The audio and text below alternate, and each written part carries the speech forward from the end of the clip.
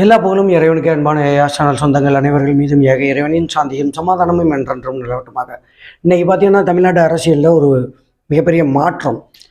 அன்றைக்கி சில அமைச்சர்களுக்கு பதவி அவர்களுடைய வகிச்சுக்கிட்டு இருந்த பதவி விடுவிக்கப்பட்டு புதிய அமைச்சர்கள் தேர்ந்தெடுக்கப்பட்டிருக்கிறார்கள். சில அது அதுபோக நம்ம உதயநிதி ஸ்டாலின் அவர்கள் துணை முதலமைச்சராக தேர்ந்தெடுக்கப்பட்டிருக்கிறார்கள். சரி, இதில் முக்கியமாக 2 விஷயத்தை நம்ம இப்போ பார்க்க போகிறோம். ஒரு 2-3 நாளைக்கு முன்னாடி கரூர் சிங்கம் செந்தில் பாலாஜி அவர்கள் விடுதலையானார்கள். 471 நாள் சிறைவாசம் இருந்து உறுதியுடன் வெளியேறினார்கள். அதை நம்ம பார்த்தோம். அந்த டைமில் நம்ம தளபதி ஸ்டாலின் அவர்கள் டெல்லியில் இருந்தாங்க. ஏன்னா தமிழ்நாட்டுடைய கல்விக்காக நம்ம வரி கட்டுறோம். ஆனால் அவங்க திணிக்கக்கூடிய கல்வியை நம்ம மும்மொழி கல்விக் கொள்கையை நம்ம ஏற்றுக்கொள்ளணும் அப்படின்னு நம்மளை வற்புறுத்துறாங்க. நீங்கள் இதை கட்டாயம் கடைபிடிக்கணும் அப்படின்ட்டு. அதனால் நம்மளுக்கு என்ன பண்ணுறாங்க, அந்த நமக்குரிய தொகையை நம்ம மாநிலத்துக்கு வர வேண்டிய தொகையை, கல்விக்கான தொகையை ஒன்றிய அரசு நிறுத்தி வைத்திருக்கிறது. எப்படி இதனால் அதை விடுவிக்க கோரி நம்ம மாநிலத்துக்கு சிறப்பான முறையில் கல்வி இயங்கிட்டு இருக்கு. நம்ம மாநிலத்தில் பொறியியல் கல்லூரி அதிகம், மெடிக்கல் காலேஜ் அதிகம், இன்னும் என்ன அகாடமி, IAS அகாடமி, எல்லா அகாடமியும் அதிகமான மக்கள் கல்வி பயிலக்கூடிய மாநிலமாக, கல்வி பயின்ற மக்கள் கல்வியாளர்களாக திகழக்கூடிய ஒரு மாநிலமாக தமிழ்நாடு இருக்குது. ஆனால் இதை முறியடிக்கணும் அப்படிங்கிறதுக்காக நம்ம மாநிலத்துக்கு வரக்கூடிய நிதியை நிப்பாட்டி வச்சுருக்காங்க ஒன்றிய அரசு. மும்மொழி கொள்கையை நீங்கள் கற்றுக்கொள்ளணும் அப்படின்ட்டு. நம்ம என்ன சொல்கிறோம், அவரவர்கள் விருப்பம். யார் விருப்பப்பட்டு தேர்ந்தெடுத்தாலும் அதை கற்றுக்கிட்டோம். இல்லாத பட்சத்தில் அரசு இதை நடத்தணும். அரசு நடத்தக்கூடிய பள்ளிகளுக்கெல்லாம், அரசு நடத்தக்கூடிய பள்ளிகளுக்கும் அப்புறம் செமி கவர்மெண்ட், அதாவது அரசு அங்கீகாரம் பெற்று அந்த கல்விக்கூடங்களுக்கும் இந்த கல்வி கொள்கை கொண்டு வரணும் அப்படின்ட்டு துடிக்கக்கூடிய மெட்ரிகுலேஷன் பாடத்திட்டத்திலையும் அந்த ஹிந்தி திணிப்பை மாநிலம் ஏற்கவில்லை. அதனால் அதை முதலமைச்சர் அவர்கள் அவரை சந்தித்து அதுக்குடைய விவரத்தை சொல்லி நம்ம மாநிலத்துக்கு வர வேண்டிய நிதியை பெற சென்றிருந்தார்கள். அந்த டைமில் நம்ம செந்தில் பாலாஜி கரூர் சிங்கம் அவர் பெயிலில் வெளியே வந்திருந்தாங்க. அதாவது கண்டிஷன் பெயில் தான். அமலாக்கத்துறை ஏதாவது ஒரு குற்றச்சாட்டை முன்னிறுத்தி இவங்க இதுக்கு இந்த சாட்சியை கலைக்க முற்படுறாங்க அப்படின்னு சொன்னால் அந்த கண்டிஷன் பெயில் கேன்சல் ஆகும். இருந்த போதிலும் திமுகவினர் அவரை சிறப்பாக வரவேற்று இன்றைய தினம் அவருக்கு மதுவிலக்கு மற்றும் ஆயத்துறை அமைச்சராக பதவி பிரமாணம் செய்து வைத்திருக்கிறார்கள். யார், நம்ம ஆளுநர் RN ரவி அவர்கள். இதே போல் 4 பேர் இன்றைக்கி பதவி பிரமாணம் செஞ்சாங்க. இதில் இவரும் ஒருத்தர். ஏன் இவருக்கு கொடுக்கணும், உடனே இப்படி கொடுக்கணுமா, இவர்கிட்ட வேறொரு அமைச்சர்கிட்ட இருந்த பதவி இவருக்கு உடனே கொடுக்கணுமா அப்படின்னா கண்டிப்பாக கொடுக்கணுங்க. ஏன்னா இருந்த சிறையில் இருந்த 4 நாட்களிலெல்லாம் எவ்வளவு மன உளைச்சலுக்கு ஆளாயிருப்பார், எவ்வளவு அந்த டார்ச்சர் அவருக்கு இருந்திருக்கும்.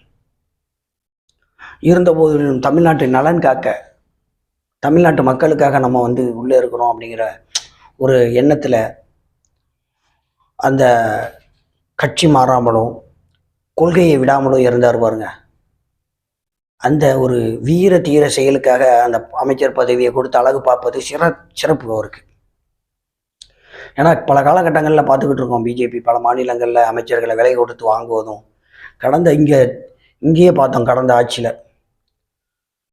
ஆட்சி தான் பிஜேபி ஆட்சி நடக்கலையே தவிர அனைத்தையும் அவர்கள் என்ன நினைத்தார்களோ அனைத்தையும் நடைமுறைப்படுத்துவதற்கு இங்கே ஆட்சி செய்த அதிமுக தான் காரணமாக இருந்துச்சுன்னா அது மிகையல்ல. CAA, NRC போன்ற சட்டங்கள், நீட் போன்ற தேர்வுகள் இதெல்லாம் வருவதற்கு அந்த அதிமுக தான் முதல் காரணமாக இருந்தது. ஜெயலலிதா அம்மையார் சொன்னாங்க, போட்டி போடும்போது மோடியா இந்த லேடியா அப்படின்னு பார்த்து களத்தில் அந்த களத்தில் இருந்தாங்க. எந்த காலத்துலையும் நான் இனிமேல் பிஜேபியோட ஒரு முறை பிஜேபியோட நான் கூட்டணி சேர்ந்து மக்களுக்கு துரோகம் செஞ்சுட்டேன், இனிமேல் நான் எந்த காலத்துலேயும் பிஜேபியோட கூட்டணி வைக்க மாட்டேன்னாங்க. ஆனால் இவர்கள் அதெல்லாம் மறந்து, தமிழ்நாட்டுடைய மக்களுடைய நலனெல்லாம் மறந்து, அவர்கள் அவர்கள் எந்த வழியில் நடக்கிறேன்னு சொல்கிறாங்களோ, ஜெயலலிதா அம்மையாருடைய வழியையும் மறந்து, தன்னையை மறந்து, தன் நிலை மறந்து பிஜேபிக்கு அடிமையாக கடந்தாங்க. ராஜேந்திர பாலாஜி மோடி எங்கள் டேடின்னார். அவர் பாக்கெட்டில் மோடியுடைய அந்த உருவம் பொறுத்த அந்த இது இருக்கிறத நம்ம பார்க்க முடிஞ்சிச்சு. இப்படி தமிழ்நாட்டு மக்களுடைய நல்ல அக்கறை இல்லாமல் இருந்த ஒரு ஆட்சி நடந்துக்கிட்டு இருந்துச்சு. இந்த ஒரு சூழ்நிலையில் இப்போ வந்து நம்ம இவரை பார்க்குறோம். அந்த உறுதியாக இருந்தார்.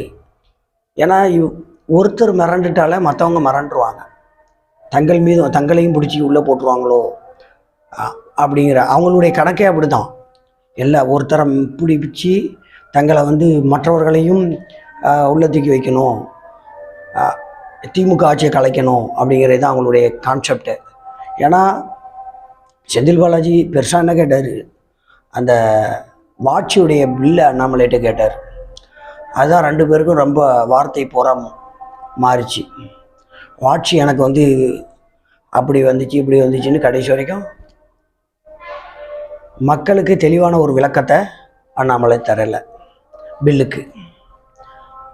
ஆனாலும் தன்னை உத்தமராக காட்டிக்கொண்டு அமலாக்கத்துறை வந்து கைது செய்து அப்படிங்கிற மாதிரி செந்தில் பாலாஜி மேலே ஒரு குற்றச்சாட்டை வைத்து அவரை அலைக்கழித்தார்கள். ஜாமீன் கிடைக்கல. பல கட்ட முயற்சியும் தோல்வியில் அடைஞ்சு கடைசியாக இப்போ ஜாமீனில் வெளியே வந்திருக்காங்க. கண்டிப்பாக வந்து விடுதலை ஆவாங்க, இந்த கேஸ்லேருந்து கண்டிப்பாக விடுதலை ஆவாங்க.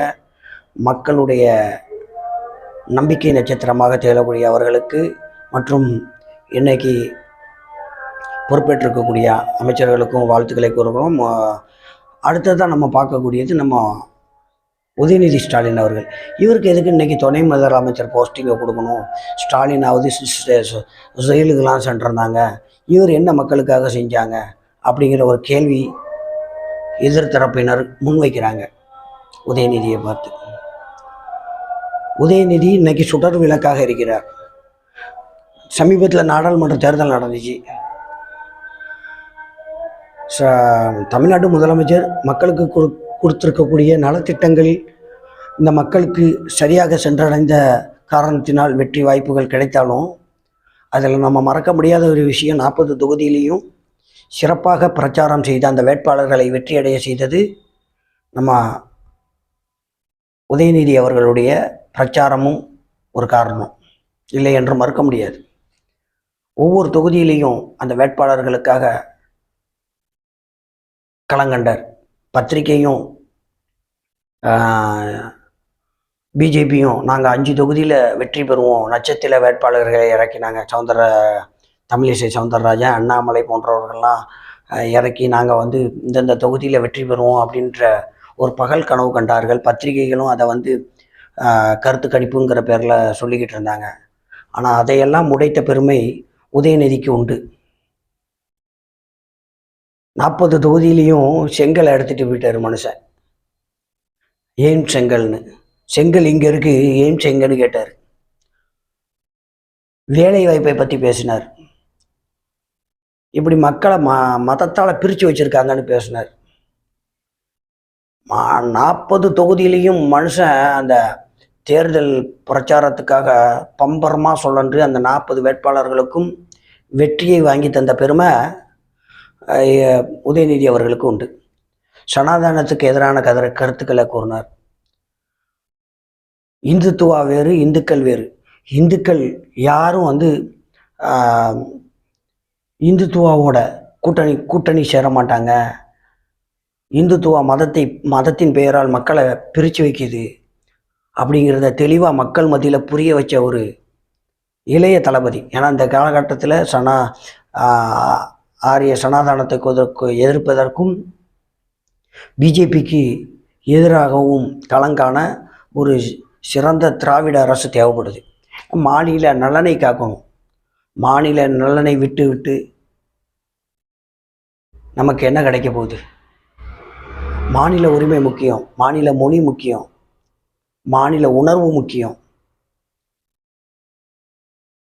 ஒன்றிய அரசு கொண்டு வரக்கூடிய அனைத்து திட்டங்களுக்கும் நாம் சரி என்றால் நம் மாநில நலன் பறிக்கப்படும்.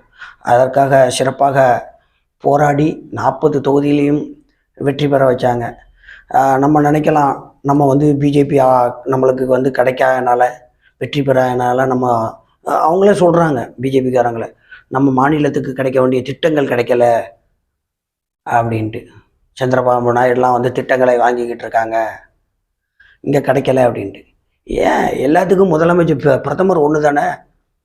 நீங்கள் வெற்றி பெறலைன்னா தரமாட்டிங்களா? எங்கிட்ட இருந்து ஜிஎஸ்டியை மட்டும் வாங்குறீங்க, வரியை மட்டும் வாங்குறீங்க, எங்களுக்குள்ள உரிமைகளை தரமாட்டிங்களா? மக்களுக்காக தரமாட்டிங்களா? மக்கள் உங்களை புறக்கணிச்சிருக்காங்கன்னா உங்கள் ஆட்சி சரியில்லை, நீங்கள் வந்து மதவாதத்தின் அடிப்படையில் ஆட்சி செய்கிறீங்க அப்படிங்கிறதுக்காக மக்கள் புறக்கணிச்சிருக்காங்க.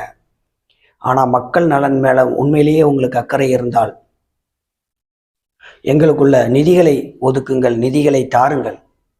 முதலமைச்சர் அவர்கள் மெனக்கெட்டு அங்கே போய் கேட்டு வந்திருக்காங்க, கல்விக்கான நிதியை ஒதுக்குங்க, எங்கள் மாநிலத்துக்கு வேறு என்னென்ன நிதியெலாம் ஒதுக்க வேண்டியிருக்கோ அனைத்தையும் ஒதுக்கி தாருங்கள் என்று கேட்டு வெற்றி இப்போ பதவியேற்றிருக்கக்கூடிய அமைச்சர்களுக்கும் நம்ம உதயநிதி ஸ்டாலின் அவர்களுக்கு, துணை முதலமைச்சர் உதயநிதி அவர்களுக்கும் வாழ்த்துக்களை கூறி முடிக்கின்றேன். நன்றி.